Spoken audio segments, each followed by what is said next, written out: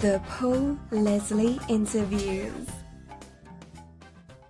Joining us is our special guest, Amanda Erlinger. She's an artist and photographer. Amanda Erlinger has also compiled a luxury book entitled simply Sinatra. Thank you so much for joining us. Thank you so much, Paul. It's good to be here.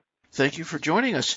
If you could paint a picture of what your childhood was like, what would this painting look like? It would be full of all the colors of the rainbow. I'm very blessed to have grown up with a wonderful family, wonderful parents, an amazing sister, older sister. And I really have to hand it to my parents for making sure that my sister and I always stayed grounded and had our feet on the ground and got a good education. Both my sister and I are college graduates, and that was a first in our family. And we had a lot of fun and we had a lot of good times, and especially all of us together. And in regard to my grandparents too, both my grandma and my grandpa on my mom's side, my grandpa Frank and, my grandma Nancy, they also spent a lot of time with us, and we had so many wonderful, wonderful moments together and so many shared memories.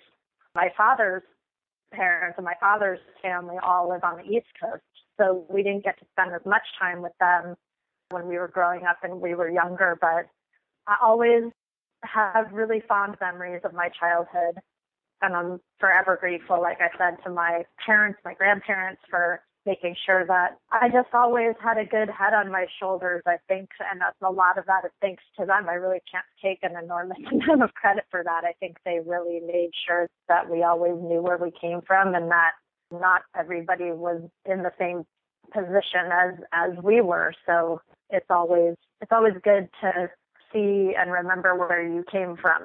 It was a wonderful experience growing up in my family, and I'm really blessed and lucky. You mentioned the word memories a couple of times there.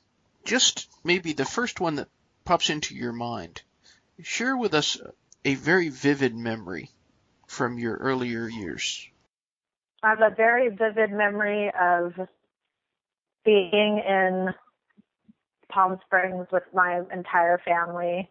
Vivid memories of different holidays like Christmas time and New Year's, of being in Palm Springs, Rancho Mirage at my grandpa's house with my mom and dad, my sister, my aunt, my uncle, my grandma at times, and just enjoying our time together and feeling so relaxed and happy to be with my grandpa, who was on the road a lot, but when he was home, we always made a point to go and see him because he would get in touch with us.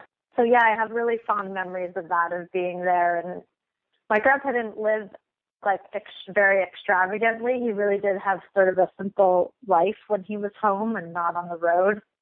And that we would just have wonderful dinners together and take walks together, or we'd swim in the pool or do all of the things that you would do with your grandpa and your parents and your sisters and your aunts and uncles. So, a big Italian-American family, and that's a lot of my really happy memories of childhood took place there, and also in Los Angeles with my family here. We're all, my sister and I are both born and raised Los Angelenos. So I have a lot of great memories. I mean, it's so hard to pick one that stands out in particular, but I do remember those holiday times, spending them with my family out in Rancho Mirage in Palm Springs, and just really reminiscing about that. Our special guest is Amanda Erlinger. How did your passion for visual arts begin? I think it started when I was really young. I always kind of gravitated more toward the visual art. When I was in elementary school, it's kind of like the first real memory I have of sort of gravitating that way. The rest of my family, all of them are extremely creative, but they gravitate more toward the performing arts side, and I'm a little bit more shy and kind of like behind the scenes.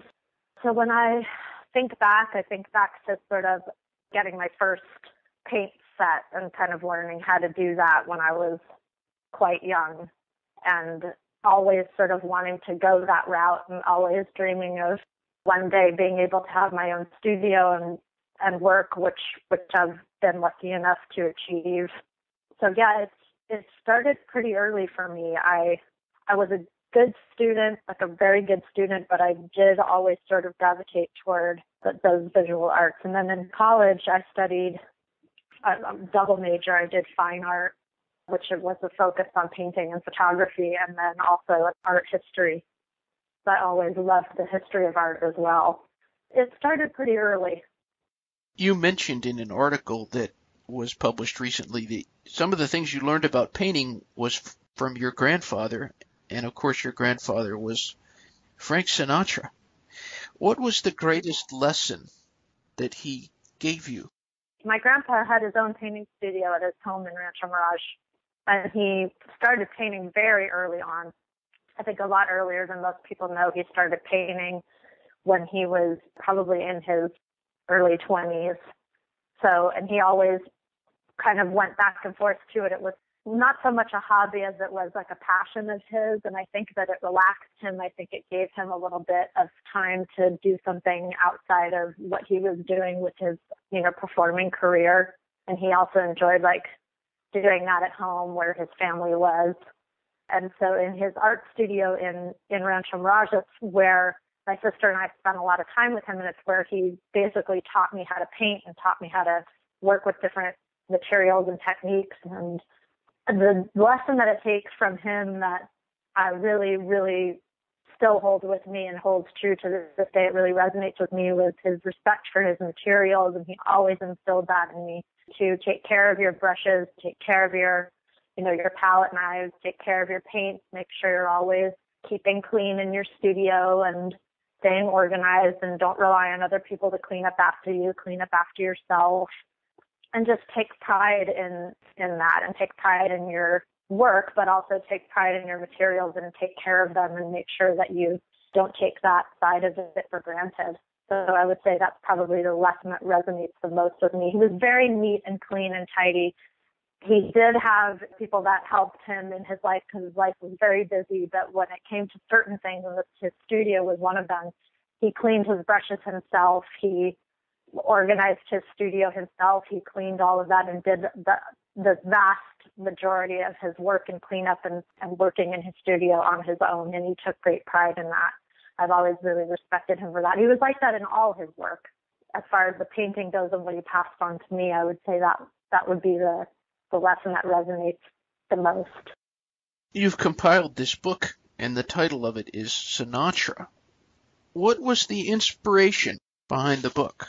Yes, the book is, I was very lucky to have a co-editor working with me. His name is Robin Morgan.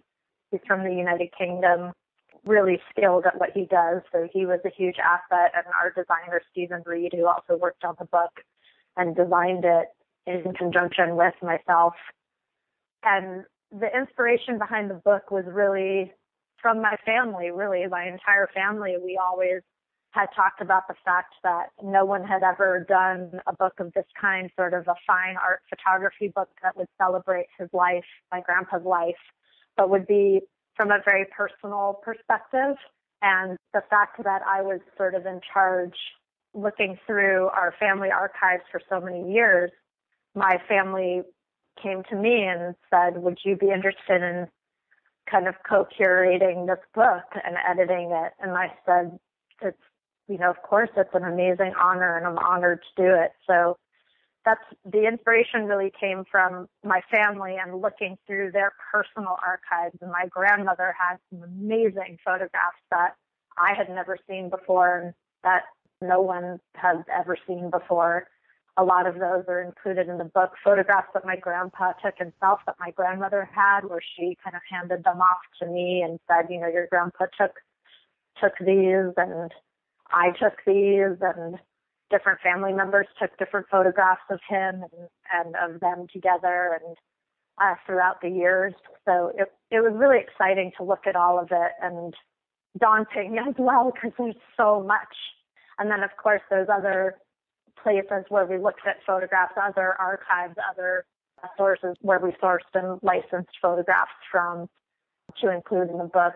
I think it's really a beautiful book, beautifully designed, and I really think that the team that we worked with did a remarkable job, and I hope that people enjoy it. Like I said, it's limited edition. It's only 1,000 in print, and it's expensive. I mean, I'm not gonna lie. It was an expensive project, but I think that for the really die-hard Sinatra fans who are willing to invest in something like this, I hope they're going to be happy. I really hope that they enjoy the book and enjoy the contributors that we have. There's a lot of people contributed short thoughts or essays that we've included in the book, including my grandma, my mom, my aunt, and my uncle.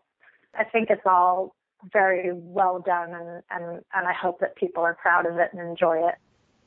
You mentioned your grandmother just a moment ago.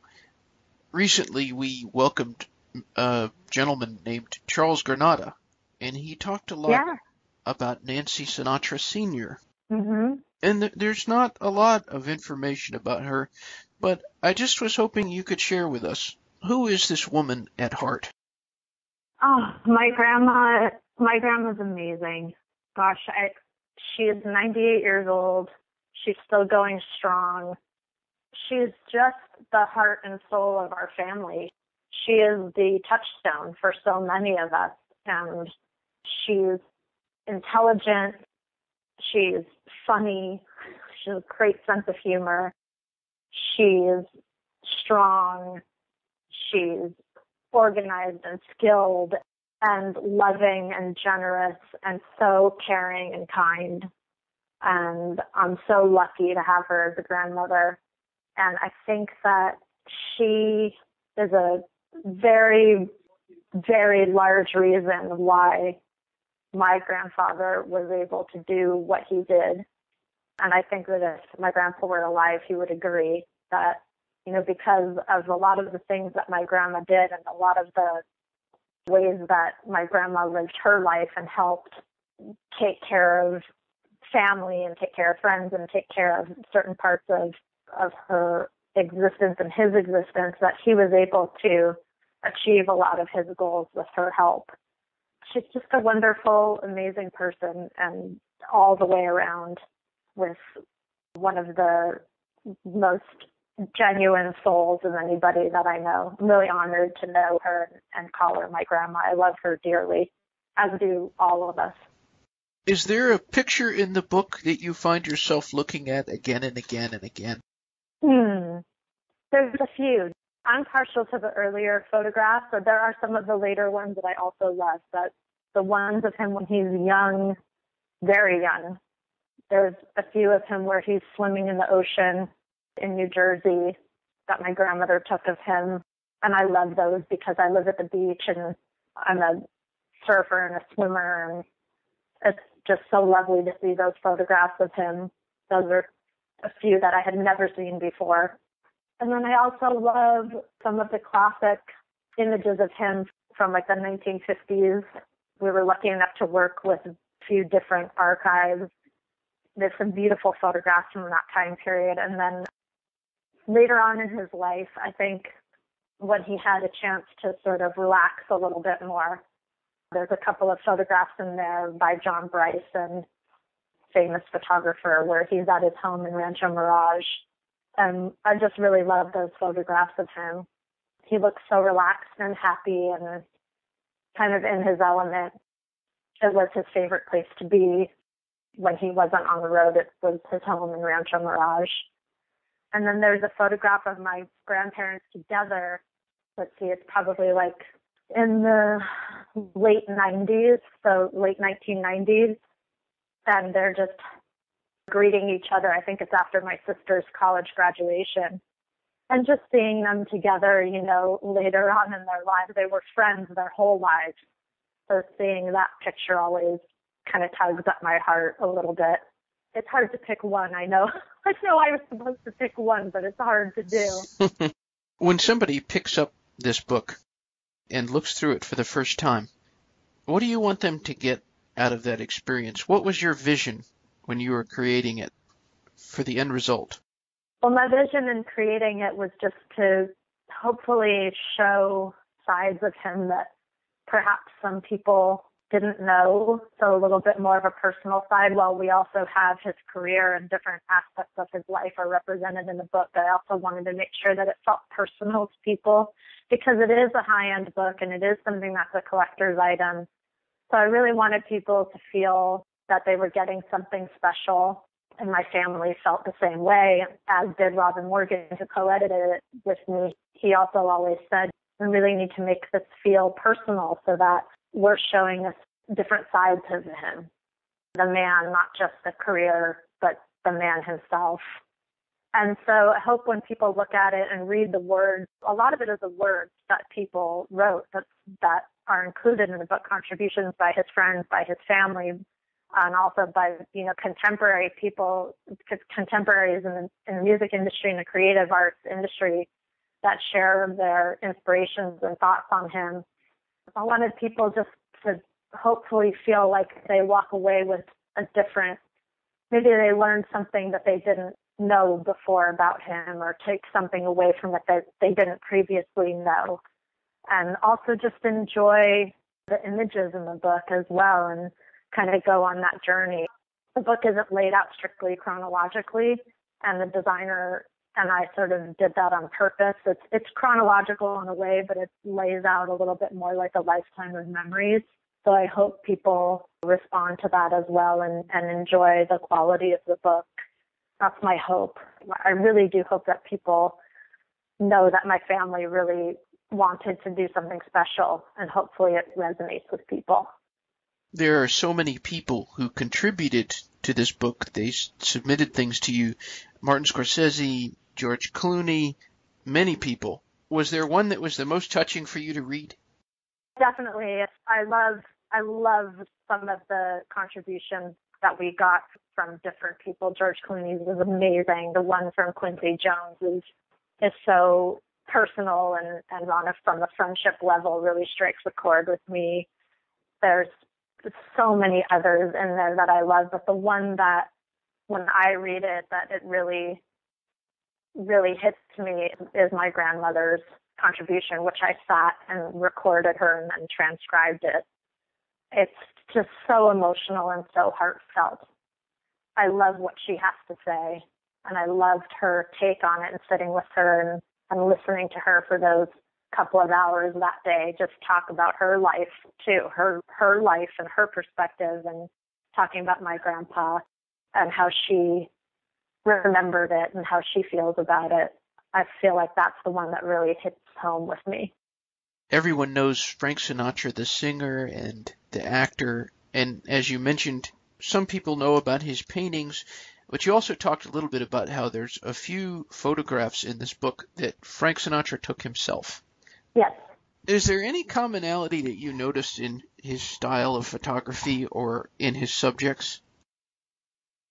I think he was just it seems to me, just from looking at it, that he's a constant observer. And I think he had a sense of playfulness too. So some of the images that he shot himself are playful and fun. And he also loved taking pictures of his kids. And I think he was just more of like a documentarian. I think he would be so modest about his photography skills, because I think he would just say, I just always carried a camera whenever I could, and I just wanted to document people in my life and places that I went and had been. He would be very modest about it, but I love looking at them because it definitely, again, shows another side to him. And we also have images of him that other people took where he always has a camera, always has a camera around his neck or he's holding a camera. So that's really fun to see too. This is kind of not connected so much to the book, but I'm very curious to know. Charles Granada said that your favorite album of Sinatra's is Watertown. Yeah. Not just of that album, but, and this is probably an impossible question, but of all of the songs he recorded, could you pick a song that means the most to you? Oh my goodness. I know, Paul, that's like an impossible question. I really honestly don't think I could pick one. I have so many songs that I love. There's different renditions of certain songs that I love, so it might not even be that one recording of that one song. You know, on Watertown, I love the song For a While. That's probably one of my absolute favorites. In the early years, like the Columbia era, there's so many beautiful songs. I love Put Your Dreams Away. That's a beautiful song, and I always love hearing him sing that. And I love some of the real fun songs, too, like from Come Swing With Me. So I love 5 Minutes More and Sunny Side of the Street, and some of the ones that maybe aren't his most popular, but those are some that I love. I love to listen to him later in his career as well. Watertown is later on, but I also love like listening to him even later on than that. So yeah, it's so hard for me to pick just one. I know that's so boring. It'd be much more exciting if right off the bat I had one song that I loved and listened to all the time. But gosh, there's just so many. This is an open-ended question. For anyone who's listening in, what would you say to them? I would say what my grandpa always said to me was the key lesson in life is to not be afraid of anybody or anything. And I always remember him saying that. And I think it's a good thing to always remind yourself, maybe when you get down or when you think you can't achieve something or when you're feeling like you're not at your best or someone's getting the best of you, just never be afraid of anybody or anything and just keep going. Just keep going and live your life and enjoy it. Enjoy every minute. That's what he did. And I really strive to do that. I really do. What is the best thing about being Amanda Erlinger? The best thing is I have an amazing husband. He's the love of my life. He's my best friend. I'm lucky that I met him early on in my life when I was 19 years old.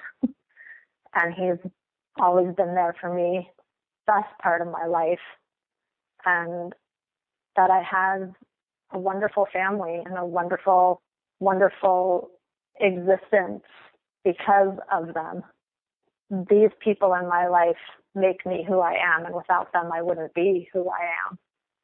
So they are the best part of my life. My last question.